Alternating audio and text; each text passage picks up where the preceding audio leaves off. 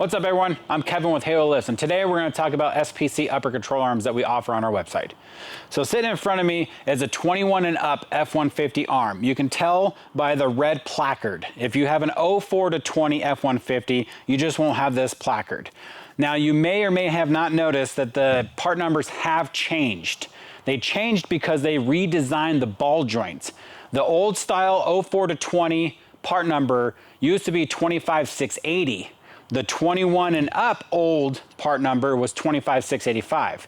Now what they did is they changed those part numbers to add a 3 at the beginning of it. So the 04 to 20 new part number for the upper control arms is 35680, and the 21 and up upper control arms with the new redesigned ball joint is 35685. Now the ball joint has changed. They redesigned it for maintenance free, still fully adjustable, and you can replace them without replacing the whole arm.